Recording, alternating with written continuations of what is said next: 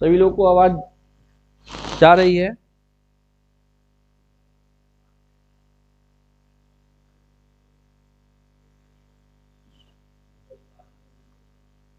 तो आपको ये बताए थे कि इट के बाद इज या वॉज आएगा, और अगर यहाँ पे आपको पर्सनल प्रोनाउन आ गया तो पर्सनल प्रोनाउन का सब्जेक्टिव केस आएगा। और इसी के आगे आपका बात बढ़ रहा है कि अगर आपको हु विच डैट आ गया तो इसके जस्ट बाद जो आने वाला वर्ब है, क्या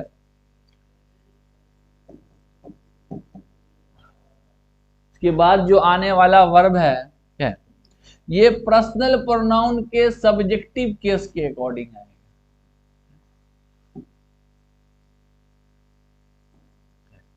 यहां पे आपको पता है कि पर्सनल प्रोनाउन का सब्जेक्टिव केस यूज होगा, ये हम बता चुके हैं।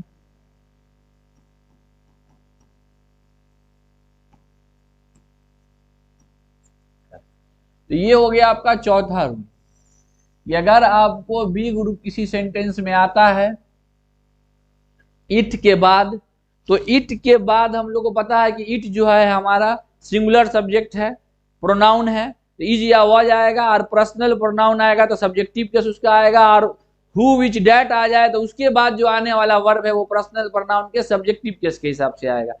जिनको भी इसको समझने में दिक्कत होगा इसका डिटेल तो इसके ठीक पहले वाला लेक्चर आप देखिएगा, वहां पे क्लियर हो जाएगा जो 3 रूल हम लोग देखे हैं। ठीक है, अभी इसका हम एग्जाम्पल देख लेते हैं हम लोग कुछ।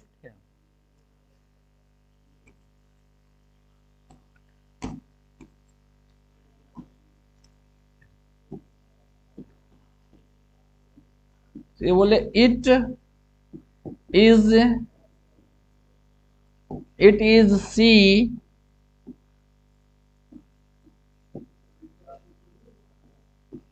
who are my sister,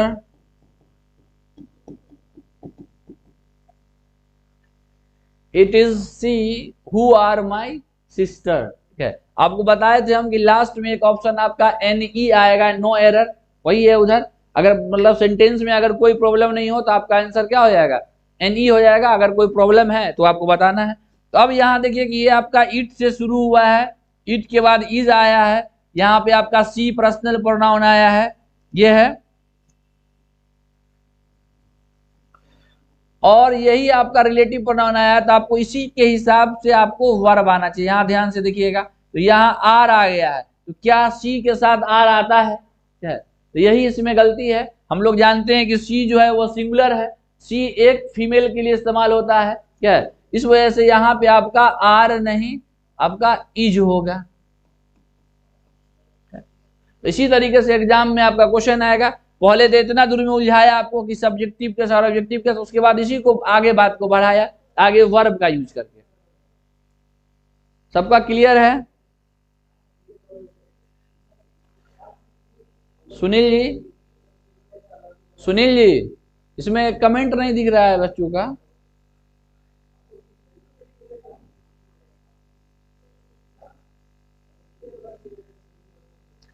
चलिए अगला एक और क्वेश्चन इस पे देखते हैं हम लोग। अगर इसी को थोड़ा सा मॉडरेट करेगा,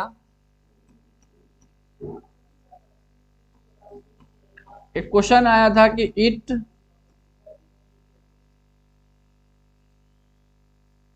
was them who were my students, it was them who were my students। अब अगर आपको इसमें बोले प्रॉब्लम फाइंड आउट करने के लिए, तो यहां से देखिए कि इट से शुरू हुआ है, इज या वॉज तो वॉज आया है, आगे आने वाला आपको चाहिए जो पर्सनल प्रोनाउन अगर आ गया तो उसका चाहिए हमको सब्जेक्टिव केस। ठीक है, लेकिन आप यहां अगर ध्यान से देखिएगा तो यहां पे ये दे दिया आपको ऑब्जेक्टिव केस। को पता है कि देम आपका ऑब्जेक्टिव केस होता है, दे आपका सब्जेक्टिव केस होता है, तो यहां पर ही गलती हो गया, दे आना चाहिए। अब दे आपका प्लूरल सब्जेक्ट है तो आपका प्लूरल वर्ड आया हुआ है, सबको दिख रहा है। दूसरा चीज आप देखिए कि आपको एक और बात उस दिन बताए थे कि अगर सेंटेंस शुरू होता है प्रेजेंट में तो आगे प्रेजेंट में रहता है। जैसे इससे पहले वाला क्वेश्चन आप देखिएगा, प्रेजेंट में शुरू हुआ है तो प्रेजेंट में आया है। अगर सेंटेंस आपका पास्ट में शुरू हुआ है वह जिससे पता चला तो आगे भी पास्ट आया हुआ है। तो इस बात का भी आपको ख्याल रखना है, प्रेजेंट और पास्ट का। तो ये बी ग्रुप से जो है आपका 4 रूल हुआ, ठीक है। बताए थे कि बी ग्रुप से टोटल 5 रूल आपको एग्जाम में आएगा, ठीक है। अगला रूल में हम लोग आते हैं, रूल नंबर 5।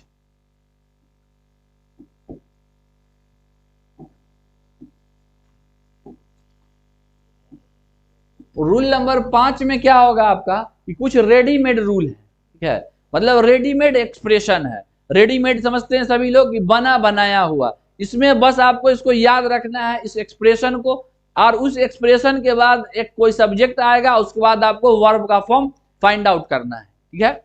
तो आपका इसमें अगर सेंटेंस का शुरुआत हो it is time,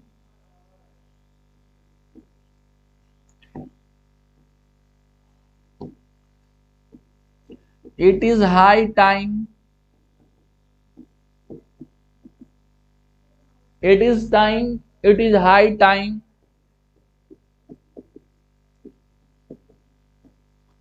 it is right time,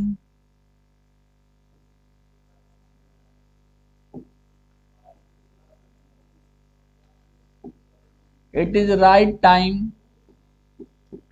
it is about time, it is opportune time। तो ये जो है आपका एक्सप्रेशन है रेडीमेड। इसमें आपको कभी कोई गलती नहीं होगा। बस आपको ध्यान में रखना है कि इस एक्सप्रेशन के बाद आपका कोई एक सब्जेक्ट आएगा, इस एक्सप्रेशन के बाद कोई एक सब्जेक्ट आएगा, और इस सब्जेक्ट के बाद आपको मेन वर्ब का फॉर्म ढूंढना होता है, ठीक है। ये एक तरीके से पहचान हो गया कि जब भी किसी सेंटेंस का शुरुआत ऐसे एक्सप्रेशन से होगा तो ये फिक्स हो जाएगा कि उसके साथ मेन वर्ब का कौन सा फॉर्म आएगा। तो इसके साथ मेन वर्ब का एक ही फॉर्म आता है, वो आता है आपका V2, दूसरा फॉर्म। ये सब हम बताए हुए हैं V1 से लेके V5 तक टोटल, V1 से लेके V5 तक को क्या बोला जाता है। तो V1 का मतलब प्रेजेंट टेंस होता है, बताए हुए प्लूरल नंबर। V2 का मतलब पास्ट टेंस, V3 का मतलब परफेक्ट टेंस, V4 का मतलब कंटिन्यूअस टेंस, और V5 का मतलब present tense singular number third person. ये सब पिछला क्लास में हो चुका है, ठीक है। अब यहाँ पे आपका V1 गलत हो जाएगा, V3 गलत हो जाएगा, V4 गलत हो जाएगा और V5 गलत हो जाएगा, ठीक है।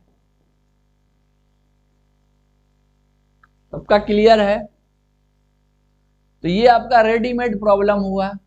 जैसे ही किसी सेंटेंस में आप देखिएगा कि it is time, it is high time, it is right time, it is about time, it is opportune time, ये जो आपका 3 2 5 एक्सप्रेशन में से किसी भी एक बार में कोई एक आएगा, एक से शुरू होगा। उसके बाद अगर कोई सब्जेक्ट आ जाए, ठीक है। सब्जेक्ट के बारे में भी आपको बता चुके हैं, सब्जेक्ट क्या होता है, या तो नाउन होता है या प्रोनाउन होता है, ठीक है। अगर कोई नाम आएगा तो नाम में मान लिया जाएगा कि कोई मेल का नाम आएगा या फीमेल का नाम आएगा या कोई नॉन लिविंग थिंग का नाम आएगा, ठीक है। किसी मेल के नाम के लिए आप ही लगाइएगा, किसी फीमेल के नाम के लिए आप सी लगाइएगा, वही आपका प्रोनाउन है। किसी नॉन लिविंग थिंग के लिए आप इट का इस्तेमाल कीजिएगा। तो यही सब्जेक्ट के यहाँ पर आपको आएगा। उसके बाद वर्ब का दूसरा फॉर्म आएगा। चलिए अब इसका एग्जाम्पल देख लीजिए।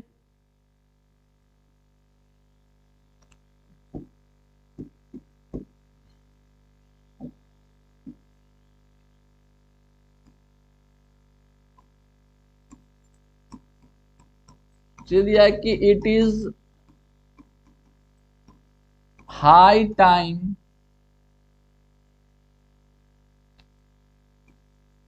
he goes to coaching, it is high time he goes to coaching. अब आप जैसे ही ये देखिएगा क्वेश्चन, तो यहां से यहां तक आपको पता चला कि इट इज हाई टाइम आपका एक्सप्रेशन हो गया,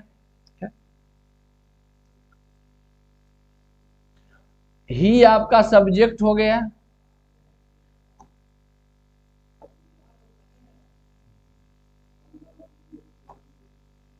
यही जो आपका गोज दे दिया, ये आपको दे दिया V5। आपको बताया हुए कि एस या एस लगता है तो क्या होता है V5, लेकिन हम लोग रूल में देखें कि आना चाहिए V2। अब गोज V5 है, गो का तो गो का ही V2 इस्तेमाल करना है। आपको पता है गो का V2 क्या होता है, वेंट होता है। तो आपका आंसर हो जाएगा went. It is high time he goes to coaching, नहीं, it is high time he went to coaching. एक और क्वेश्चन देख लीजिए। It is right time, Sunil ji बच्चों का कमेंट नहीं दिख रहा है। It is right time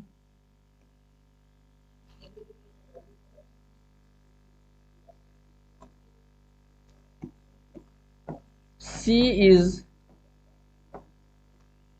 eight home. ये आपका क्वेश्चन है। It is right time she is at home. अब यहां पे भी आप देखिएगा तो आपको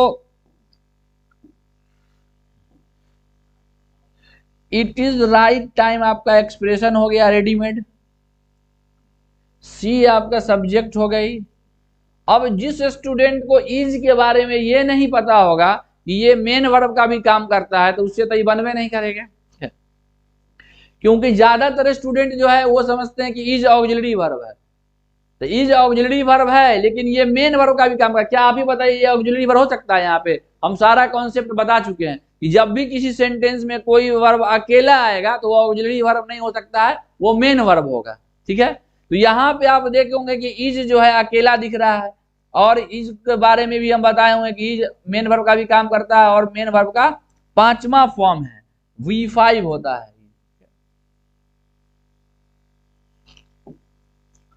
और आपको यहां चाहिए क्या, तो V2, इसलिए आपका इज नहीं होगा यहाँ पे। अब हम लोग को पता है कि बी ग्रुप का V2 क्या होता है, वॉज या वर होता है। तो यहाँ पे सी के साथ क्या लगेगा, वॉज। यहाँ पे वॉज आएगा, आपको V2 का काम करेगा। दिख रहा है सबको? तो it is right time she was at home हो जाएगा आपका। तो इस तरीके से ये 5 रूल जो है आपका बी ग्रुप के बारे में हुआ कि जब भी किसी सेंटेंस में आपको बी ग्रुप दिख जाएगा, बी ग्रुप का मतलब हो गया इज, एम, आर, वॉज, वर, क्या है, तो आपको मेन वर्ब का 5वां फॉर्म आएगा।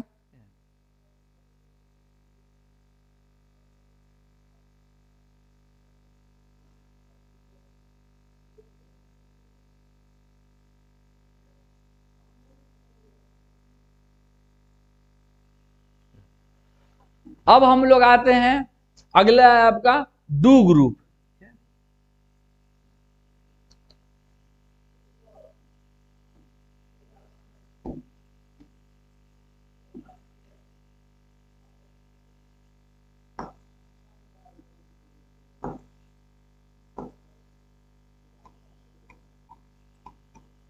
ये डू ग्रुप जो है सबसे इजी होता है, लेकिन सबसे ज्यादा क्वेश्चन जो है आपको डू ग्रुप से पूछा जाता है।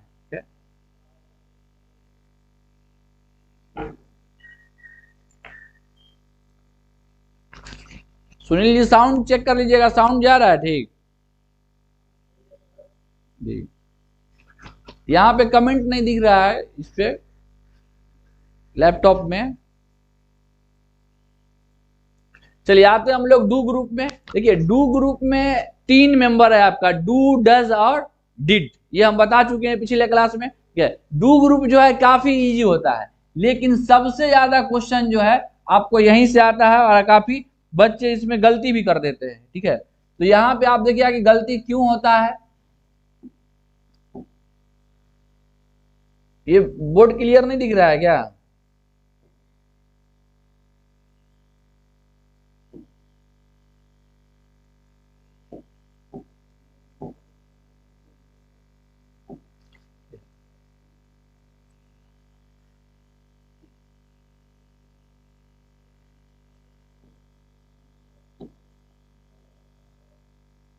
तो जब भी किसी सेंटेंस में आपको डू ग्रुप आ जाएगा, ठीक है, तो डू ग्रुप में आपका 3 मेंबर होता है, डू, डज, डिड, क्या, डू, डज और डिड, ये 3 मेंबर होता है।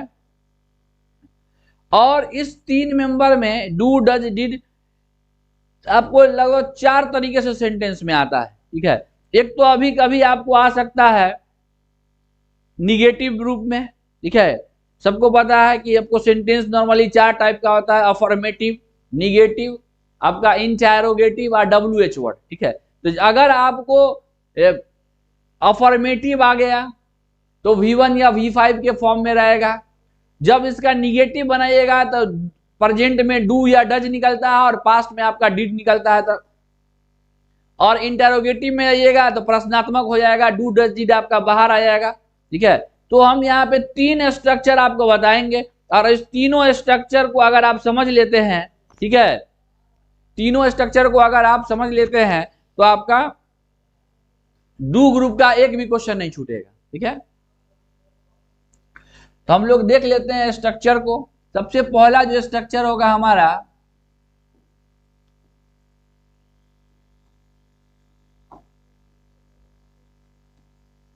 सब्जेक्ट प्लस, अगर इसका निगेटिव बनाइएगा तो होगा डोंट,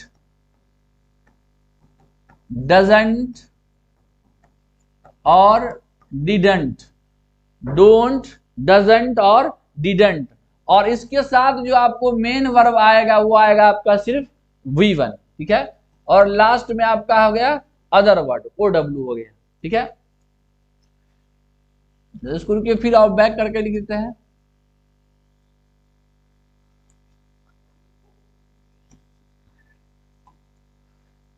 सब्जेक्ट प्लस डोंट,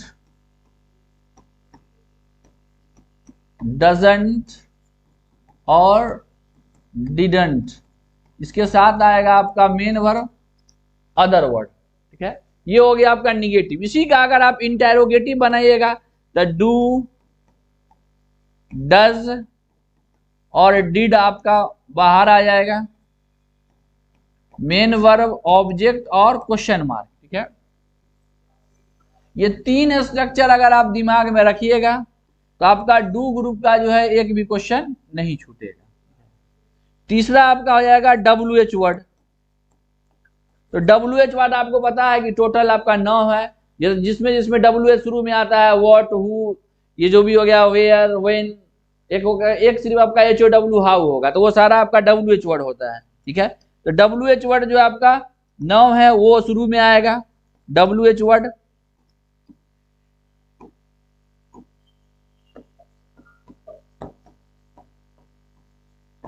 उसके बाद आपको आ जाएगा डू, डज या डिड, डू, डज या डिड। उसके बाद आपका सब्जेक्ट, उसके बाद फिर से मेन वर्ब, ऑब्जेक्ट और क्वेश्चन मार्क, ठीक है। तो ये 3 जो है स्ट्रक्चर आपको दिमाग में रखना है। इस तीनों को अगर दिमाग में आप रखते हैं तो डू ग्रुप का आपका एक भी क्वेश्चन नहीं छूटेगा। कैसे? तो आप देखिएगा कि हर एक सेंटेंस में आपको भले ये निगेटिव है, ये इंटरोगेटिव है, ये आपका WH वर्ड है, लेकिन मेन वर्ब को अगर आप फोकस कीजिएगा तो मेन वर्ब सब में एक ही आया, यही आया आपका मेन वर्ब V1। यहां भी V1 है, यहां भी V1 है और यहां भी आपका V1 है। तो इस तरीके से हम लोग कह सकते हैं कि डू ग्रुप के साथ जो है सिर्फ और सिर्फ जो आता है वो आपका मेन वर्ब का फर्स्ट फॉर्म आता है, वो आता है V1 आता है। एग्जाम में इसी को क्वेश्चन को मॉडरेट करके देता है और आपसे गलती हो जाता है। बताए ही थे आपको उस दिन की सबसे ज्यादा होता क्या है कि कुछ स्टूडेंट इसको कहेंगे कि देखने में अच्छा लगता है या पढ़ने में अच्छा लगता है, कर देते हैं, ठीक है। चलिए, तो अब हम लोग देखते हैं, इसका एग्जाम्पल देख लेते हैं, कुछ क्वेश्चन देख लीजिए।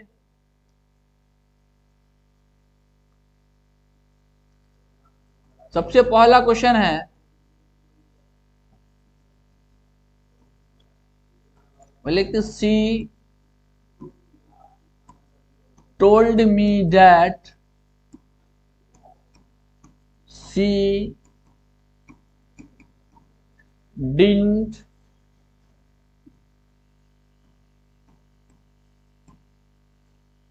went there. She told me that she didn't went there. एक और क्वेश्चन आपको देते हैं, What does he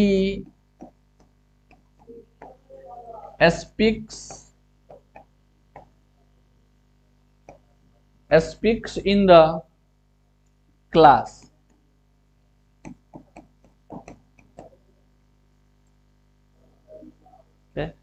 तीसरा क्वेश्चन देख लीजिए, द ट्रैफिक, इसको छोटा करके लिख देते हैं, the traffic signals at the junction, the traffic signals at the junction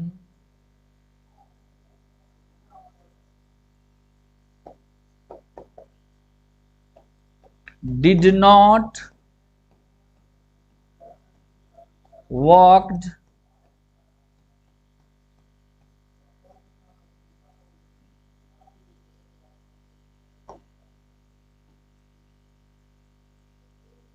properly. चलिए, ये 3 क्वेश्चन है आपका, ये प्रॉपरली छिप रहा है।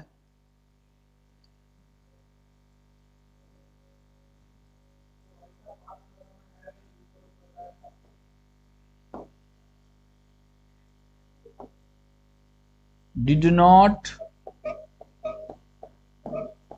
worked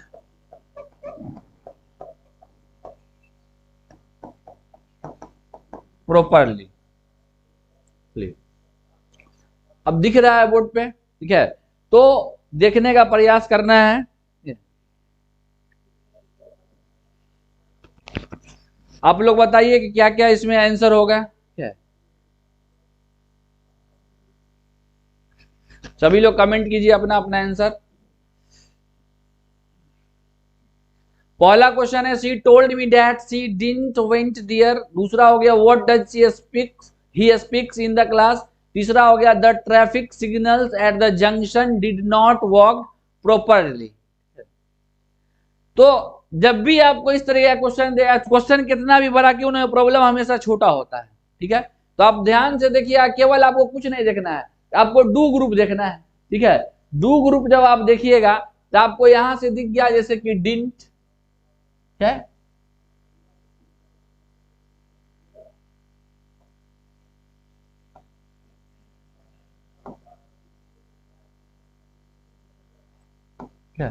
यहां पे दिख गया आपको डिडंट।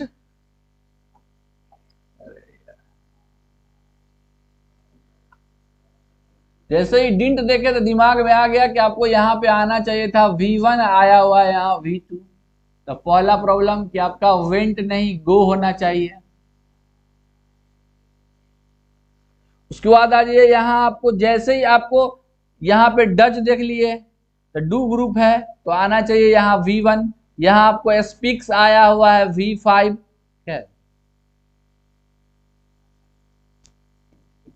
तो यहाँ आपका होना चाहिए स्पीक। और जब इधर आइएगा तो आपका यहाँ देखिए कि डिड नॉट लिखा हुआ है और यहाँ पे वॉक्ड लगा दिया, तो वॉक्ड का मतलब कि V2। बताया था आपको कि ईडी लगता है तो आपका पास भी आता है, तो वॉक्ड नहीं होगा यहाँ पे आपका हो जाएगा वर्क V1। तो जब भी किसी सेंटेंस में आपका डू ग्रुप आ जाएगा तो डू ग्रुप के साथ आपका मेन वर्ब का बस फर्स्ट फॉर्म आएगा। क्वेश्चन को कितना भी मॉडरेट करेगा, घुमाएगा, उसके लिए आपको टेंशन नहीं लेना है। अरे सुनील जी, सुनील जी,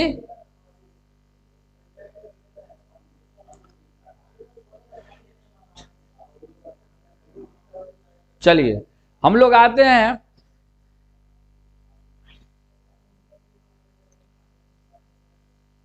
अगला है आपका हैव ग्रुप। ठीक है,